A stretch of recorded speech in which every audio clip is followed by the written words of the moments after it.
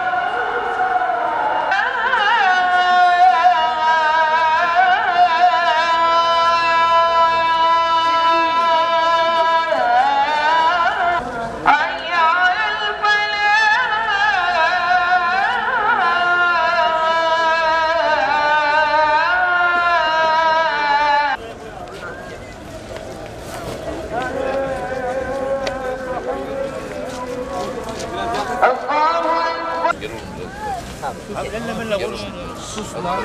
Sus diyor. Tarafa yanaşın. Sabah sabah.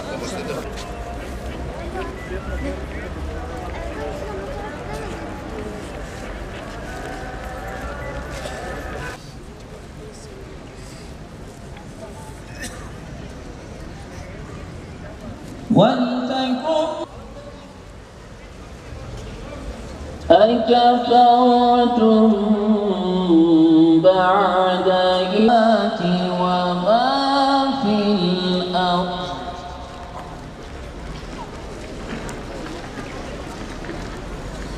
ولله ما في الفاتحة.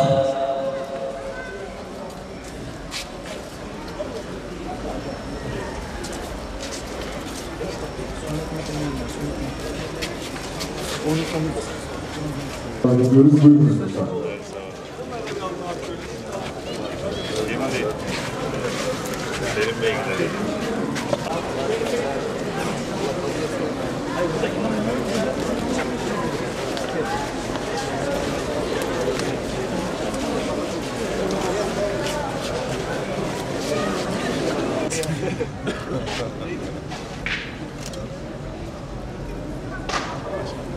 Salih. Oo maşallah. Çoğaldınız.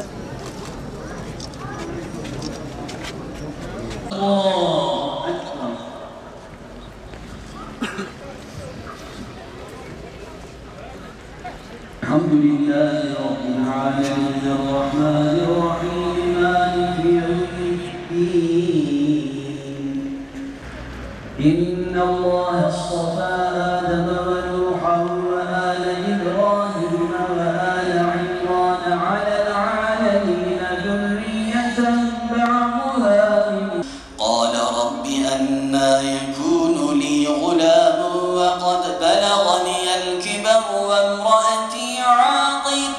قال كذلك الله يفعل ما يشاء.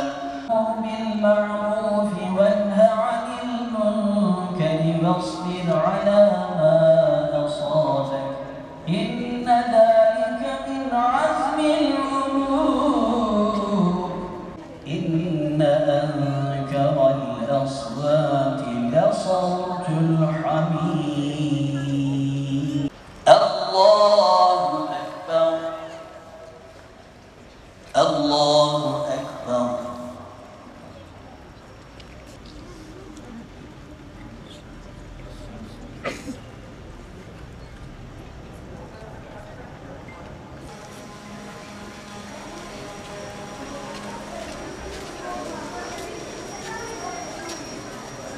بالله السميع العليم من الشيطان الرجيم. وشرفنا بشرافة القرآن. Kur'an'la bizi şereflendir ya Rabbi. Kalplerimizi, gönüllerimizi, nesillerimizi, evlatlarımızı Kur'an'la süsle ya Rabbi. Kur'an'la şereflendir ya Rabbi. Allahümme ec'alil Kur'an'ı rebi'a kalbi. Ya Rabbi Kur'an'ı kalbimizin baharı eyle ya Rabbi. Ve nura sadri. Ya Rabbi Kur'an'ı göğsümüzün nuru, yolumuzun aydınlatıcısı eyle. Ya Rabbi fazlınla, rahmetinle bereketleri artır ya Rabbi. Rızkımızı genişlet ya Rabbi. Senden daimi nimetler istiyoruz. Konya'nın devam etmekte olan en büyük projesi, en büyük yatırımı nedir dense ben kesinlikle derim ki bu projedir derim, bu çalışmadır derim. Zira 1200 mahallemizde bu proje devam ediyor ve bu proje nesillerin projesi. Onun için Konya'nın devam etmekte olan en büyük projesi bu yavrularımızı sabah namazına alıştırma projesidir. Ben bunun için annelere, babalara teşekkür ediyorum. Sabahleyin ellerinden tutup yavrularını, kızlarını, oğullarını camilere götürdüler. Cemaate teşekkür ediyorum. Yavrularımızı hoş gördüler. İmamlarımıza teşekkür ediyorum. Müftülüğümüze bu projede yer aldılar. Büyükşehir Belediye Başkanımıza çok teşekkür ediyorum. Bu projenin sahibi. Ama bu projede en büyük teşekkür hak edenler bu sevgili yavrular.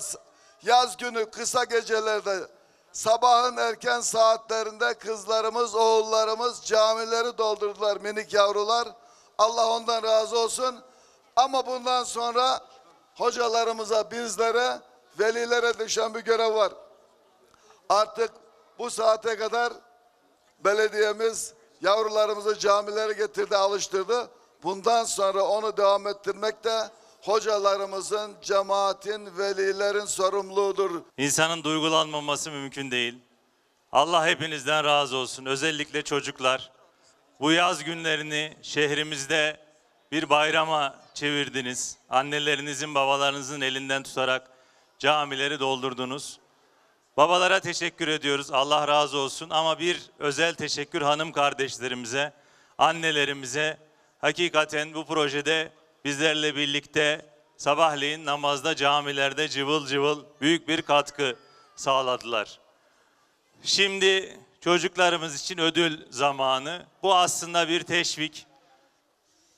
Ben camileri de ziyaret ediyorum. Çocuklarımız 40 günü doldurduk başkanım ama camiye gelmeye devam ediyoruz diye ifade ediyorlar. Asıl amaç da bu zaten.